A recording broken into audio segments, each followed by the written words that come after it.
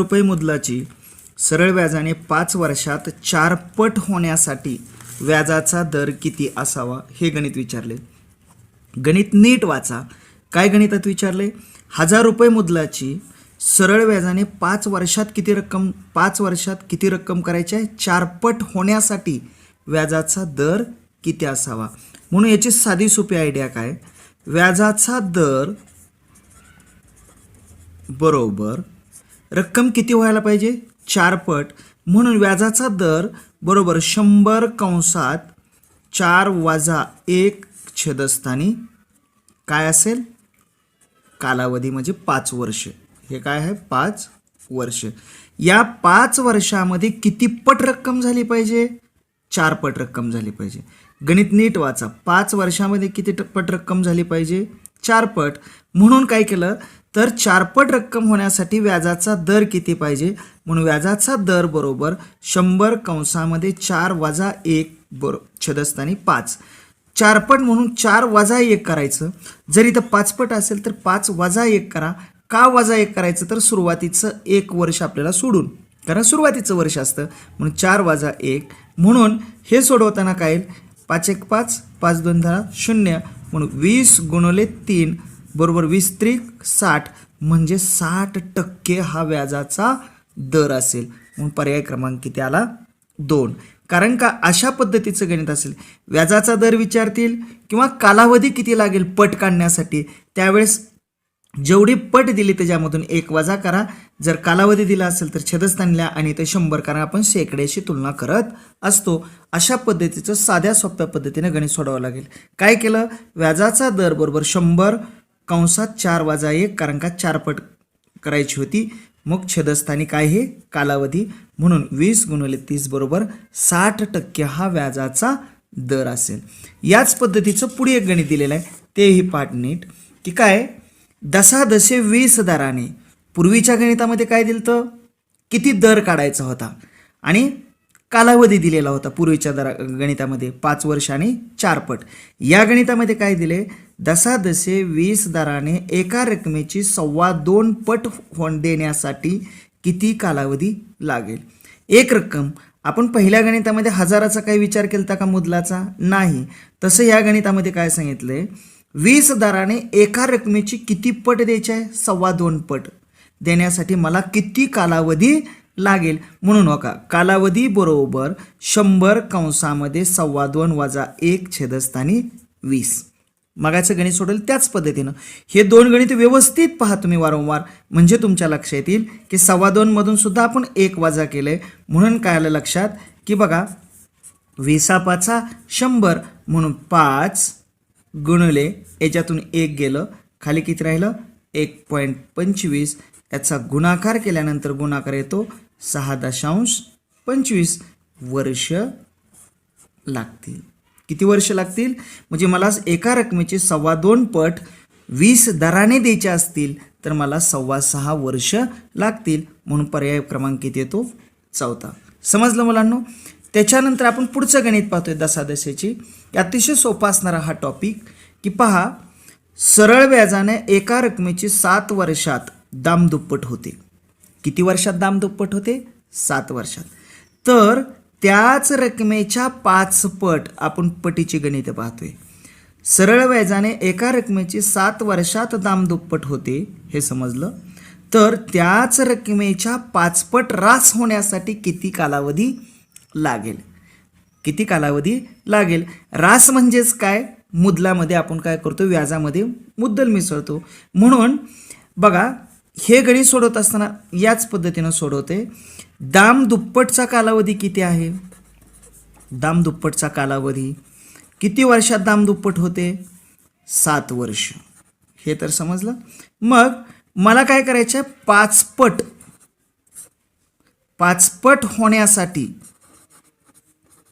पट होण्यासाठी माझी जी रक्कम आहे ती 5 पट होण्यासाठी किंवा रास होण्यासाठी 5 पट होण्यासाठी लागणारा कालावधी किती आहे? माझा लागणारा कालावधी गणितामध्ये काय विचारले बघा, सरळ व्याजाने एका रकमेची 7 वर्षात दामदुप्पट होते, तर त्याच रकमेच्या 5 पट रास होण्यासाठी किती कालावधी लागेल, म्हणजे त्या रकमेची पाचपट रक्कम होण्यासाठी, जी रक्कम आहे तिची पाचपट होण्यासाठी किती कालावधी लागेल.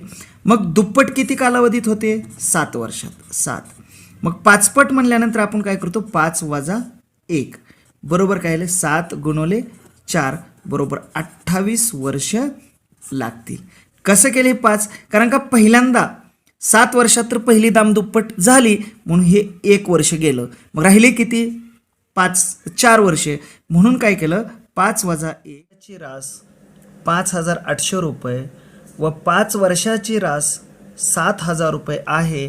तर व्याजाचा दर काढा. गणित नीट वाचा मुलांनो. दिलेल्या गणितामध्ये काय दिले, एक रक्कम दिली का माहीत नाही आपल्याला, परंतु 2 वर्षाची रास किती आहे 5,800 रुपये आणि 5 वर्षाची रास किती आहे 7,000 रुपये आहे. मी पुन्हा गणित वाचतोय.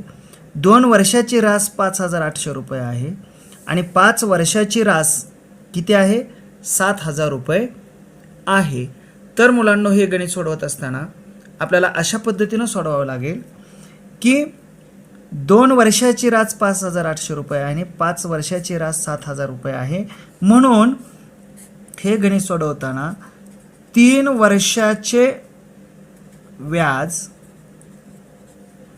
वर्षाचे व्याज बरोबर किती येईल, 3 वर्षाचे व्याज बरोबर 7,000 वजा 5,800 रुपये बरोबर 1,200 रुपये.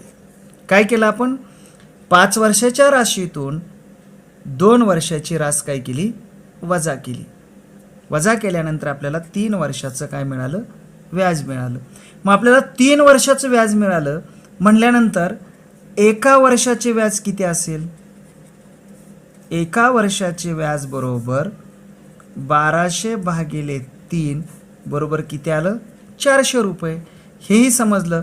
मग मी पुन्हा असं केलं की 2 वर्षाचं व्याज किती असेल, 2 वर्षाचं व्याज बरोबर एका वर्षाचं व्याज 400, 400 गुणिले 2 बरोबर 2 वर्षाचं व्याज किती आहे 800 रुपये. पहा गणित कसं सोडवलंय की दिलेल्या गणिताचा जर नीट विचार केला, 2 वर्षाची रास 5,800, 5 वर्षाची रास 7,000 रुपये, म्हणजे 5 वर्षाच्या राशीतून 2 वर्षाची रास वजा केल्यानंतर 3 वर्षाचं व्याज मिळालं 1,200 रुपये आणि मग 1,200 रुपये 3 वर्षाचं व्याज आहे म्हणून एका वर्षाचं व्याज मिळालं आपल्याला 400 रुपये आणि 2 वर्षाचं व्याज मिळालं 800 रुपये. मग आपल्याला 2 वर्षाचं व्याज मिळालं म्हटल्यानंतर आपल्याला मुद्दल काढता येईल का, हो. म्हणून मुद्दल बरोबर किती आहे 5,800 ही रास आहे, वजा व्याज केलं, वजा केल्यानंतर मुद्दल किती मिळाले आपल्याला 5,000 रुपये. मग पहा मुलांना आपल्याला आता मुद्दल मिळाली. मग या गणितामध्ये आपल्याला कोणकोणत्या गोष्टी मिळाल्या, मुद्दल मिळाली, पुन्हा व्याजाचा काय काढायचा दर आपल्याला काढायचा आहे, त्यानंतर आपल्याला काय मिळाले, मुद्दल मिळाली, व्याज मिळाली, बरोबर आहे की नाही, आणि वर्ष मिळालं म्हणजे कालावधी सुद्धा आपल्याला या गणितामध्ये मिळालेला आहे. कालावधी किती आपण 2 वर्षे, कारण की या गोष्टीचा आपण विचार करतोय काय करताना व्याजाचा दर काढताना. म्हणून व्याजाचा दर बरोबर आपल्याला काढत असताना काय येईल, व्याजाचा दर बरोबर काय येईल 800 गुणिले 100 छदस्थानी काय येईल 5,000 गुणिले 2. ही मांडणी आपल्याला समजली का, कारण का ही मांडणी करत असताना आपण एक लक्षात ठेवूया की अशी का मांडणी केली, तर सरळ व्याज बरोबर म गुणिले द गुणिले क छदस्थानी 100. मग आपल्याला सरळ व्याज किती आहे 2 वर्षाचा 800 रुपये, मुद्दल किती आहे 5,000 रुपये, गुणिले दर आपल्याला काढायचा आहे, कालावधी किती आहे 2 वर्ष, कारण का हा कालावधी 2 वर्ष, याच्यातली 800 रुपये व्याज वजा केल्यामुळे मुद्दल किती मिळाली 5,000 रुपये. बघा हे व्याज, हे मुद्दल, हा कालावधी, आपल्याला दर काढायचा छेदस्थानी 100, याचं रूपांतर आपण या ठिकाणी केलं. म्हणून व्याजाचा दर बरोबर काय केलं 800 गुणिले 100 छेदस्थानी 5,000 गुणिले 2. म्हणून हे 2 शून्य गेले, हे 2 शून्य गेले, हा गेला, हा गेला, 5 1 5, 5 2 10, बे 1 बे, म्हणून व्याजाचा दर किती आला 8. म्हणून व्याजाचा दर किती असेल 8%. समजलं मुलांना गणित कसं सोडवलं? याची साधी सोपी आयडिया काय पोरांनो लक्षात आली असेल की 2 वर्षाची रास आणि 5 वर्षाची रास असं दिलेलं आहे गणितामध्ये. 2 वर्षाची रास आणि 5 वर्षाची रास, म्हणून 5 वर्षाच्या राशीतून 2 वर्षाची रास वजा केल्यानंतर 3 वर्षाचं व्याज मिळालं. पुन्हा आपण 2 वर्षाचं व्याज काढलं आणि मग आपल्याला मुद्दल मिळाली. मग मुद्दल मिळाली, व्याज मिळाला, कालावधी मिळालं. त्यानंतर आपण काय केलं, या पद्धतीनं दर काढला, म्हणून आपल्याला पर्याय क्रमांक 4 हा व्याजाचा दर. चला तर मुलांनो पुढील व्हिडिओ पहा. मुलांनो गणित, एका रकमेचे दशादशे 12 दराने 4 वर्षाची सरळ व्याजाने रास 1036 रुपये व 6 वर्षाची रास किती आहे 1204 रुपये होते, तर ती रक्कम कोणती? मगाच्या गणितामध्ये व्याजाचा दर काढायला सांगितला होता, आताच्या गणितामध्ये आपल्याला रक्कम काढायला सांगितली. गणित पुन्हा एकदा वाचूया. एका रकमेचे दशादशे 12 दराने 4 वर्षाची सरळ व्याजाने रास किती आहे 1036 आणि 6 वर्षाची रास किती आहे 1204 रुपये. मग आपल्या लक्षात आलं असेल की आपल्याला 4 वर्षाची रास दिली आणि 6 वर्षाची रास दिली, म्हणून आपल्याला 2 वर्षाचे काय काढता येईल, व्याज काढता येईल. कशा पद्धतीनं काढता येईल की आपल्याला 2 वर्षाचं व्याज काढता येईल, म्हणून 2 वर्षाचे व्याज बरोबर 6 वर्षाच्या राशीतून 4 वर्षाची रास वजा करा. मग 1204 वजा 1036 यांची वजाबाकी करा. वजाबाकी येते 168 रुपये. हे किती वर्षाचं व्याज झालं? 2 वर्षाचं. म्हणून एका वर्षाचे व्याज बरोबर एका वर्षाचे व्याज किती येईल 168 भागिले 2 बरोबर किती येईल 84 रुपये. मग आपल्या लक्षात आलं असेल 2 वर्षाचं व्याज मिळालं एका वर्षाचं. मग आपण हे काय करतोय की 4 वर्षाची सरळ व्याजाने किती रास होते 1036, म्हणजे याच्यात 4 वर्षाचं व्याज मिसळलेलं आहे. या राशीमध्ये 4 वर्षाचं व्याज मिसळलेलं आहे, म्हणून 4 वर्षाचे व्याज बरोबर किती येईल 84 गुणिले 4 बरोबर 4 वर्षाचं व्याज येईल 336 रुपये. हे समजलं मुलांना कसं सोडवलंय ती? आता 4 वर्षाचे व्याज आपल्याला मिळालं. मग 4 वर्षाचे व्याज मिळाल्यानंतर आपल्याला ती रक्कम काढता येईल का? म्हणून मुद्दल बरोबर या मुद्दल बरोबर काय करणार आपण रास वजा व्याज. रास वजा व्याज. किती रास आहे 1036, व्याज किती आहे 336. बघा 4 वर्षाचे सरळ व्याजाने रास 1036 आणि व्याज आपल्याला किती निघाले 4 वर्षाचं 336. यांची वजाबाकी करा. वजाबाकी येते 700 रुपये, म्हणून ती रक्कम किती असेल 700 रुपये, म्हणून पर्याय क्रमांक किती असेल 4. ती रक्कम 700 म्हणून पर्याय क्रमांक 4. कसं सोडवलं मुलांना लक्षात आलं की याच पद्धतीने आपल्याला हे गणित सोडवावं लागेल. चला तर मुलांना पुढील व्हिडिओ. 5% दराने एका रकमेचे दामदुप्पट किती वर्षात होईल? अतिशय सोपी ट्रिक्स आहे. याच्यामध्ये काय दिले का मुद्दल दिलं नाही, काही नाही, काही नाही. 5% दराने एका रकमेचे दामदुप्पट किती वर्षात होईल ह्याची साधी सोपी आयडिया काय? दामदुप्पट किती वर्षात होईल म्हणजे कालावधी किती लागेल. याची साधी सोपी आयडिया काय आहे? कालावधी किती लागेल? कालावधी बरोबर 100 भागिले 5 हा व्याजाचा दर. 100 भागिले 5, 5 एक 5, 5 दोन्ही 10, उत्तर किती आलं 20. म्हणजे एका रकमेची 5% दराने दामदुप्पट ही 20 वर्षामध्ये होईल. किती वर्षामध्ये होईल 20 वर्षामध्ये, म्हणून पर्याय क्रमांक किती येतो 4. अशा पद्धतीचं गणित आलं असेल तर याच पद्धतीनं सोडवा. 5% दराने दिले असेल, 10% दराने दिले असेल तर 100 भागिले 5 करा आणि लगेच आपल्याला हे गणित सोडवता येतं. कशा पद्धतीने सोडवलं 100 भागिले 5 बरोबर 20, म्हणून 20 वर्षात दामदुप्पट होईल.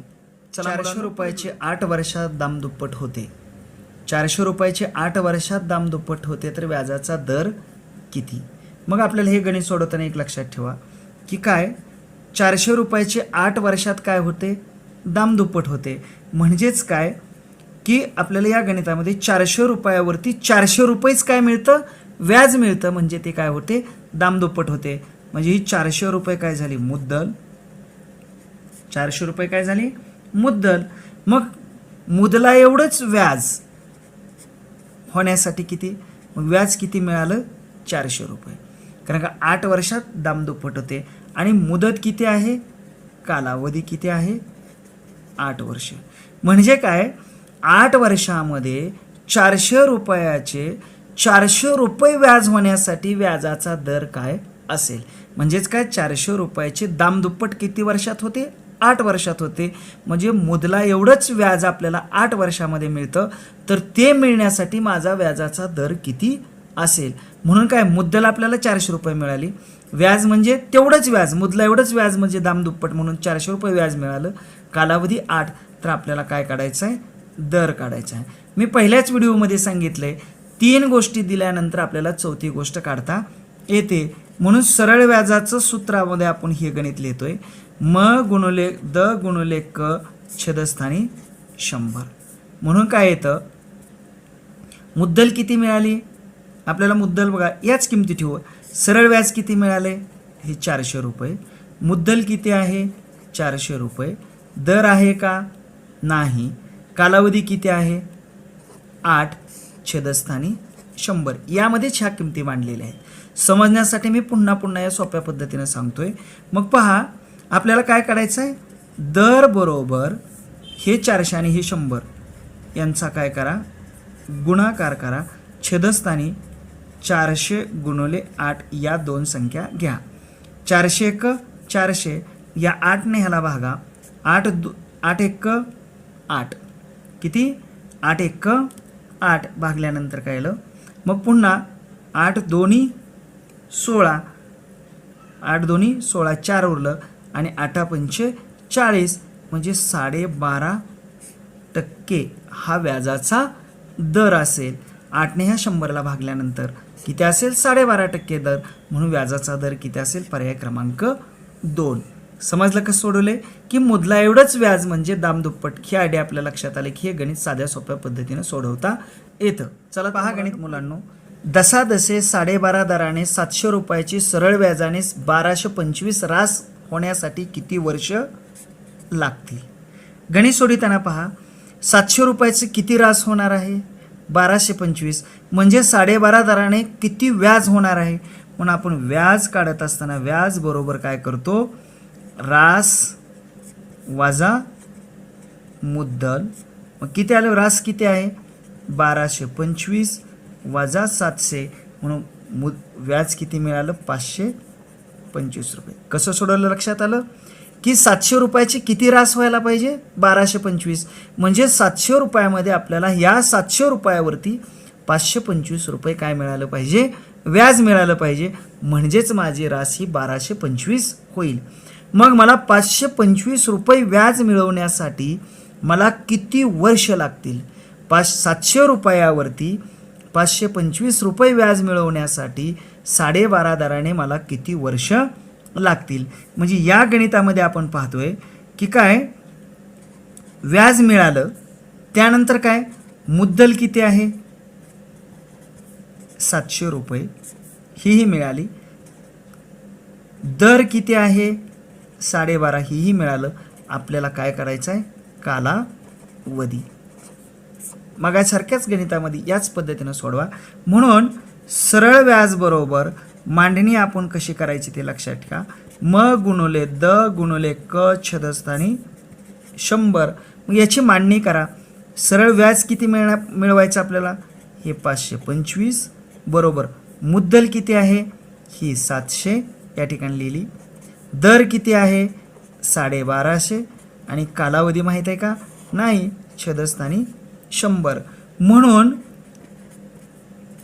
कालावधी बरोबर मग आपल्याला या दोन्हीचा गुणाकार या ठिकाणी लिहा, छेदस्थानी किती गुणुले 100, छेदस्थानी ह्या 2 संख्या 700 गुणुले 12.5.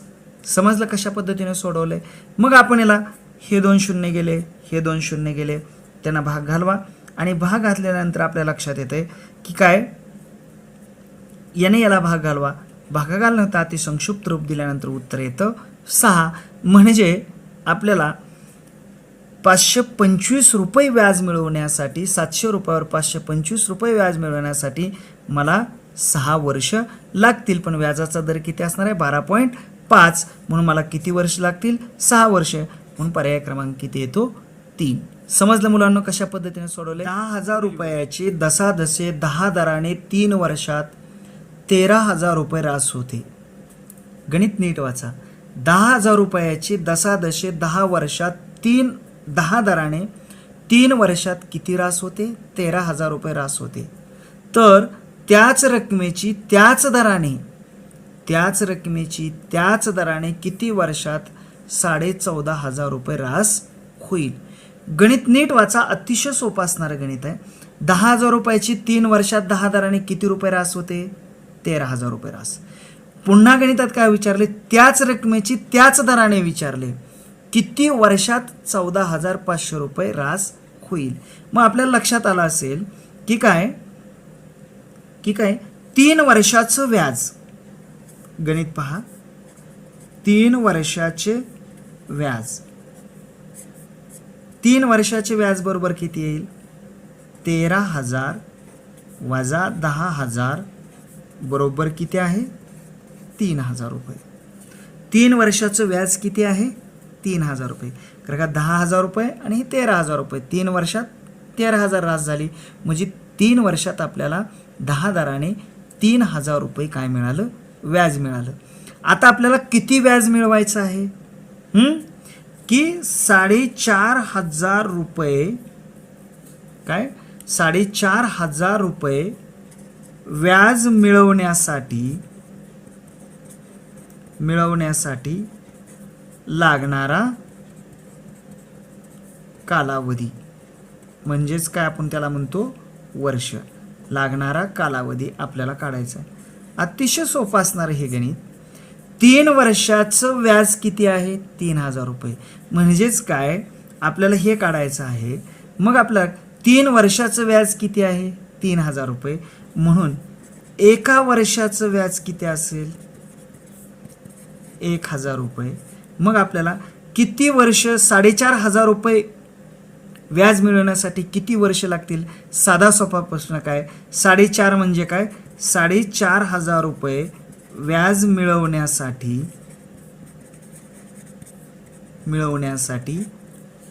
किती या 4ला 4 वर्षे या 4,000 रुपयाला 4 वर्षे आणि ह्या 500 रुपयाला अर्धा वर्ष म्हणजे आपल्याला तेवढं व्याज मिळवण्यासाठी 4.5 वर्ष लागतील. म्हणजे 4,500 रुपये व्याज मिळवण्यासाठी मला 4.5 वर्ष लागतील. कारण का एका वर्षाचं व्याज किती आहे 1,000 रुपये म्हणून 4,500 रुपयाचं 4.5 वर्षामध्ये तेवढी रास होईल. म्हणून पर्याय क्रमांक किती येतो 4. मुलांनो अनेक गणित पाहण्यासाठी अनेक ट्रिक्स पाहण्यासाठी मैत्री मॅथ्स चॅनलला सबस्क्राईब करा आणि मैत्री परिवारामध्ये सामील व्हा. भविष्यामध्ये जेवढे काही व्हिडिओ येतील ते पहा आणि परिवारामध्ये सामील व्हा आणि यश मिळवा. धन्यवाद. तसे 5 दराने 500 रुपये मुद्दलाचे 4 वर्षाचे व्याज किती. दसादसे 5 दराने 500 रुपये मुद्दलाचे 4 वर्षाचे व्याज किती. मग आपल्याला याच्यामध्ये 3 गोष्टी मिळालेल्या आहेत. काय मुद्दल किती आहे 500 रुपये ही मुद्दल आहे. कालावधी किती आहे कालावधी किती आहे 4 वर्ष आहे आणि दर किती दिला आहे 5 रुपये. बघा मुद्दल मिळाली कालावधी मिळाला दर मिळाला तर आपल्याला सरळ व्याज काढता येतं. मग सरळ व्याजाचं सूत्र काय या 3 गोष्टी मिळाल्या म्हणून सरळ व्याज बरोबर काय म गुणुले द गुणुले क छेदस्थानी किती 100. पहा मुलांनो व्यवस्थित गणित समजून घ्या. मुद्दल मिळाली किती आहे मुद्दल 500 रुपये. दर किती आहे व्याजाचा दर किती आहे दर साल दर शेकडा 5 रुपये आणि किती वर्षासाठी घेतली मुद्दल आपण 4 वर्षासाठी म्हणजे कालावधी छेदस्थानी किती 100. मग हे 2 शून्य गेले हे 2 शून्य म्हणजे शिल्लक किती राहिलं 5 गुणिले 5 गुणिले 4 5 5 25 आणि 25 चौक 100 म्हणजे दसादसे 5 दराने 500 रुपयाचे 4 वर्षाचं सरळ व्याज किती आहे 100 रुपये. म्हणून पर्याय क्रमांक किती येतो 2. मुलांना गणित कशा पद्धतीने सोडवलं लक्षात आलं. मुद्दल दिली आपल्याला, दर दिला, कालावधी दिला, त्यामुळे आपल्याला सरळ व्याज काढता आलं. आता याच गणितामध्ये आपल्याला सरळ व्याज मिळालं. जर या गणितामध्ये सरळ व्याज दिलं, मुद्दल दिली, दर दिली तर आपल्याला कालावधी काढता येतो. याचं साधं सोपं उदाहरण आपण पाहतोय. काय हे किती आहे बघा, सरळ व्याज किती मिळालं 100. आपल्याला ह्याच्यात काय मुद्दल किती दिलेले आहे 500 आणि दर किती आहे 5. आपल्याला काय काढायचं आहे कालावधी. आपल्याला 3 गोष्टी मिळाल्या, चौथी गोष्ट निघेल. मग याची साधी सोपी काय पद्धत आपण सोडवतो की काय हेच आपण सरळ व्याज बरोबर म गुणिले द गुणिले क छेदस्थानी 100. मग कशा पद्धतीने आपण हे गणित सोडवणार.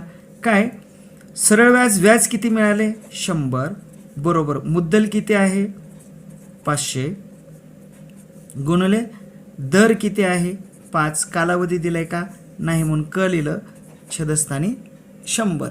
मग आपण सोडवत असताना कशा पद्धतीनं सोडवणार हे गणित की काय क बरोबर काय आपण इथं पाहतोय की काय क बरोबर हे 100 आणि हे 100. 100 गुणिले 100 छेदस्थानी वरच्या ह्या 2 संख्या खाली घ्या. 500 गुणिले 5 हा 2 शून्य हा 2 शून्य गुण गेले. 5 1 5 5 2 10 आणि हा 0. 5 1 5 5 चोक 20 म्हणजे किती आलं 4 वर्ष. बरोबर आहे की नाही. म्हणजे कालावधी किती मिळाला 4 वर्ष. म्हणजे कोणत्याही 3 गोष्टी दिल्यानंतर आपल्याला चौथी गोष्ट काढता येते. अशा पद्धतीने आपल्याला सरळ व्याज सोडवता येतं. त्यानंतर पुढचं गणित आपण या ठिकाणी पाहतोय की काय की दसादसे 5 दराने 4000 रुपयाचे इथं दिवसामध्ये दिले. 219 दिवसाचे सरळ व्याज किती. याच पद्धतीने आपल्याला गणित सोडवायचं आहे. काय दर किती दिलाय 5 रुपये दर साल दर शेकडा. लक्षात आलं. मुद्दल किती दिली 4000 रुपये आणि कालावधी काय दिलाय 219 दिवस. मग आपल्याला हे सोडवत असताना सरळ व्याज बरोबर आपण जे सूत्र आहे ना म गुणिले द गुणिले क छेदस्थानी 100. लक्षात आलं. मुद्दल किती आहे 4000, दर किती आहे 5 आणि कालावधी किती आहे 219 दिवस. छेदस्थानी हे दिवस आहे म्हणून छेदस्थानी काय येणार 100 गुणिले 365. 100 गुणिले 365 कारण का हे कालावधी आहे म्हणून हे 2 शून्य गेले हे 2 शून्य गेले. लक्षात आलं. 5 न्याला भागा 5 7 35 आणि 5 त्रिक 15. 73 1 73 आणि 73 त्रिक 219 म्हणून आलं 40 गुणिले 3 बरोबर 120 रुपये किती आलं व्याज आलं. काय लक्षात आलं.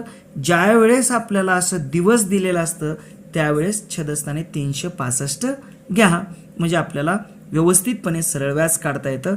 अतिसंक्षिप्त रूप दिल्यानंतर किती आलं व्याज 120 रुपये म्हणून पर्याय क्रमांक किती आला 120. कशा पद्धतीने सोडवलं लक्षात आलो मुलांनो की म गुणिले द गुणिले क छेदस्थानी 100. या पद्धतीनेच आपल्याला हे गणित अशा पद्धतीने सोडवता येतं. त्यानंतर पुढचं गणित दिलेलं आहे ते पहा की गणित देताना पहा काय दिलेलं आहे की गणित नीट वाचा. दसादसे 5 दराने दर साल दर शेकडा 5 दराने 3000 रुपये मुद्दलाचे 2 वर्षाचे सरळ व्याजाने किती रास होईल. किती रास होईल. मग आपल्याला रास जर काढायचे असेल तर आपल्याला सर्वप्रथम काय काढावं लागेल सरळ व्याज.